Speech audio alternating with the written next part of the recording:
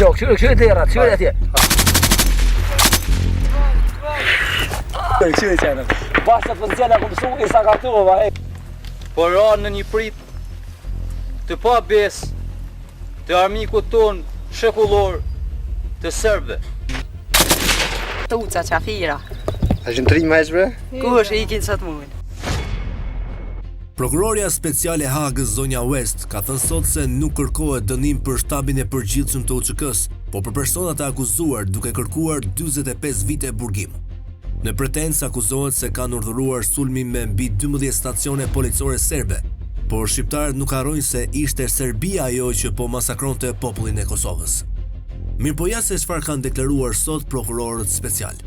Zyra e prokurorit të specializuar kërkon vendim dënimi për të gjithë pikat e aktakuzës për një vendim prej vetëm 45 viteve, mbështetur në kontributet individuale të krimeve të kryera nga secili prej personave, Hashim Thaçi, Kadri Veseli, Recep Selimi dhe Jakub Krasniqi. Këto janë krime lufte dhe krime kundër njerëzimit, janë të rënda dhe këto janë akuza që nuk e kanë humbur vlerën e tyre me kalimin e kohës. Ndërkohë, ajo ka pretenduar se 100 persona janë vrarë dhe qindra të tjerë janë abuzuar dhe në rreth 50 plus kampeve të ndalimit të ushtrisë çlirimtare të Kosovës. Sipas saj, shpesh aty përfshiheshin persona të lidhur me lidhjen demokratike të Kosovës, persona rom dhe serb. Në mënyrë që të arrinin qëllimin e tyre, këta persona të akuzuar kanë kryer krime kundër kundërshtarëve të tyre të perceptuar për të pasur kontroll në të gjithë Kosovën. Lidhja Demokratike e Kosovës është një nga partitë më të vjetra në Kosovë, e themeluar në vitin 1989 nga Ibrahim Rugova. Ajo ka luajtur një rol kyç në periudhën e rezistencës paqësore dhe në ndërtimin e institucioneve demokratike të vendit. Pas kërkesës së ashpër të prokurores, pritet që gjykata speciale të japë vendimin final, ku duket pak gjasa që të ketë ulje dënimi.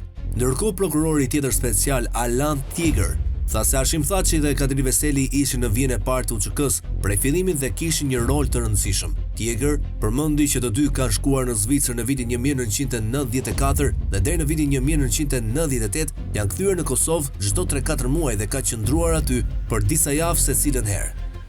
Thaçi dhe Veseli kanë pasur detyra të rëndësishme gjatë gjithë asaj kohe. Të mbanin kontakte, të sillnin armë, përfshirë 7 prej 12 RGB-ve që u përdorën në sulmet e sinkronizuara në 12 stacioneve policore serbe në shtator të vitit 1997. Sipas tij, Thaçi e fitoi reputacionin e personit që lidhi luftëtarët në Kosovë dhe planifikuesit që jetonin në emigrim. Prokurori e përshkruan Recep Selimin si person në lidhje të ngushta me Adem Jasharin dhe një rol të rëndësishëm në fushë betejë dhe si dikush që gëzonte shumë respekt dhe besueshmëri nga luftëtarët. Sipas prokurorisë, Selimi ka qenë organizator dhe pjesëmarrës në sulmet e vitit 1997 kundër forcave serbe. Ai gëzonte shumë respekt si ish i burgosur politik, ndonse ai ka pasur profil ligjor në RDK në vitin 90.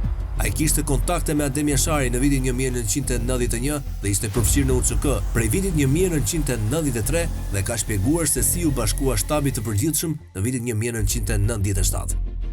E kështu bën bashkë akuzuarit dhe ata vepronin në mënyrë kolektive. Këto ishin akuzat e prokurorisë speciale të Hagës ndaj Hashim Thaçit dhe 3 drejtuesve të tjerë të UÇK-s.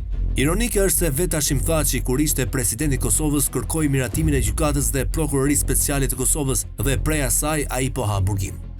Ata luftuan për çlirimin e Kosovës dhe po dënohen se luftuan serbët që vrisnin gra dhe fëmijë kosovar.